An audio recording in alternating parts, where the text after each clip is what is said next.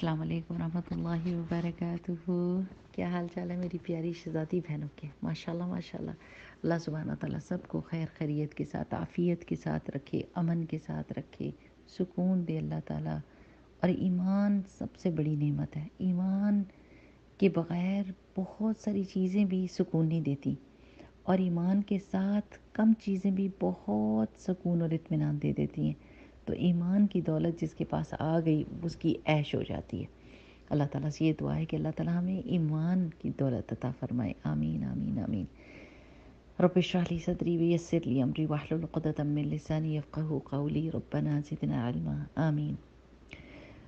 کہانی تو فیبریکیٹڈ ہے اور کسی نے بنائی ہوئی ہے، پر مجھے بڑی اچھی لگی۔ میں نے کہا چلے آج سناتے ہیں آپ کو کہانی، جیسے بچپن میں جھوٹی سچی کہانیاں سارے سناتے ہی ہیں نا، پر اس سے ہمیں سبق بڑا اچھا مل سکتا ہے۔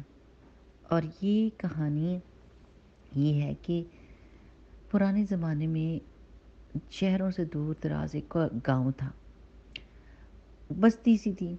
وہ جو سال میں پہلا بندہ ان کی بستی میں انٹر ہوتا اس کو پکڑ لیتے اور اس کو اپنا بادشاہ بنا لیتے، اور بادشاہ بنا کے اس کو خوب عیشیں کراتے، خوب عیش کراتے پورا سال۔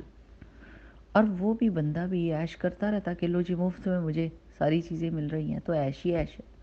لیکن سال کے آخر میں آخری دن کیا کرتے، اس کو اٹھا کے جنگل میں پھینک دیتے۔ ریچول تھا ان کا کوئی، جیسے باقی سارے لوگوں کے ہوتے ہیں، اور وہاں پھینکتے تو وہ بس کھا جاتا اس کو کوئی شیر اور کچھ۔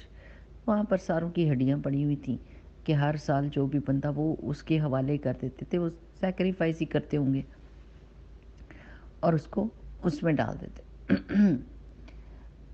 اور اب آپ نے اس کی ڈیٹیل نہیں سوچنی کہ وہاں سے بندہ بھاگ کیوں نہیں گیا، نہیں، you stick to the story whatever I am telling you. کیونکہ آج کل بندے بڑے لاجک سوچتے ہیں نا، he could have ran away from that, no, just listen to the story.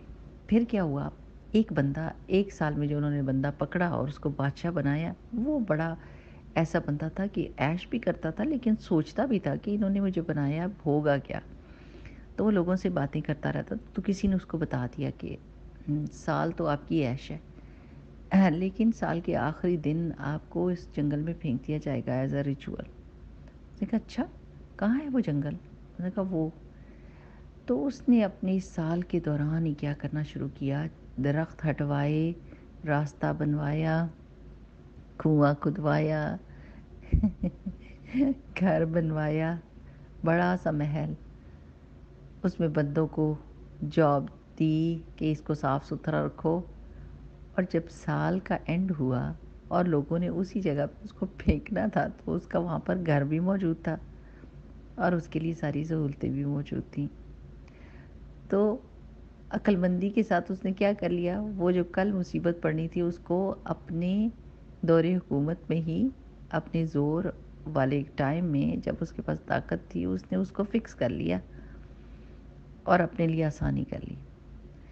تو ہے تو سٹوری بڑی ویئرڈ، لیکن بڑی کارآمد ہے کہ یہ جو آیت ہے نا، اللہ سبحانہ و تعالیٰ نے سورہ حشر کی آیت ہے، اعوذ باللہ من الشیطان الرجیم، بسم اللہ الرحمن الرحیم، یا ایھا الذین آمنوا اتقوا اللہ ولتنظر نفس ما قدمت لغد واتقوا اللہ ان اللہ خبیر بما تعملون، کہ ایمان والو اللہ سے ڈرو، اور ہر نفس کو چاہیے کہ دیکھے کہ وہ اپنے کل کے لیے آگے کیا بھیج رہا ہے۔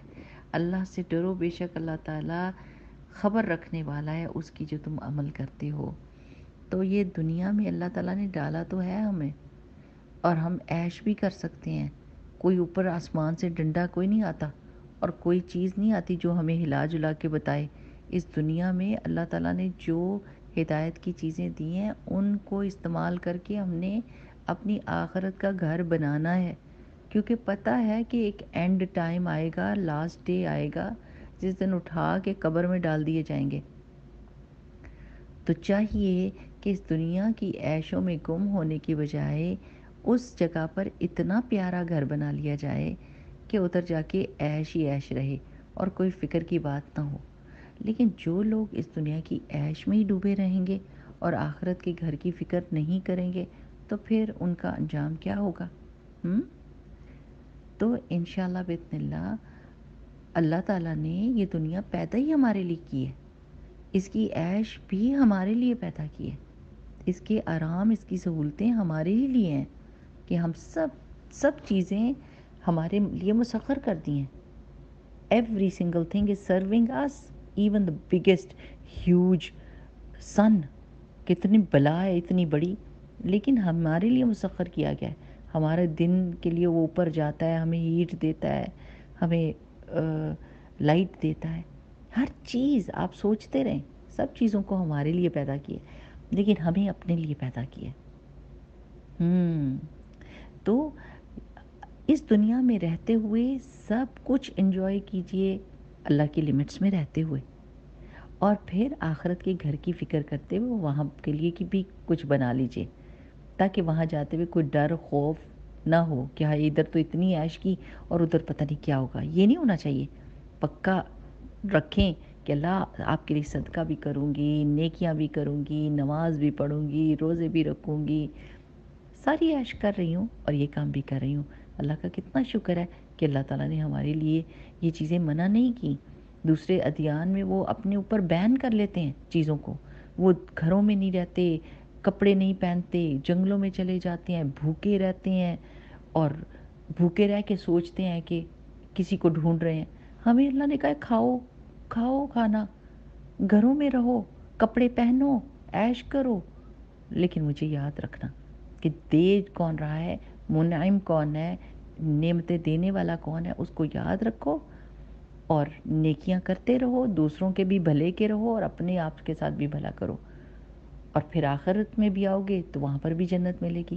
ہمارا رب تو بہت مہربان ہے اور بہت ہی ہم سے محبت کرتا ہے. ہم اس پر اللہ تعالیٰ کا لاکھ لاکھ شکر ادا کرتے ہیں. اس لیے ہم نے دعا کیا کرنی ہے کہ اللہ تعالیٰ آخرت میں بھی ہمیں بہترین گھر دیجیے گا. اللہ کے رسول صلی اللہ علیہ وسلم نے ہمیں بتایا ہے کہ دعا مانگا کرو.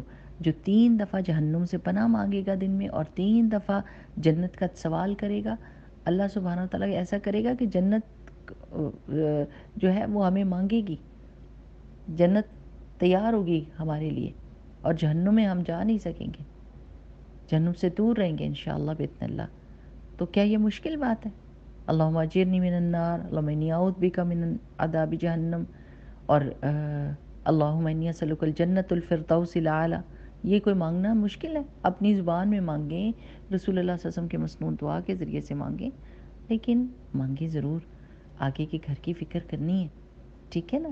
السلام علیکم ورحمۃ اللہ. سبحانک اللہم و بحمدک، نشہد ان لا الہ الا انت، نستغفرک و نتوب الیک. السلام علیکم ورحمۃ اللہ.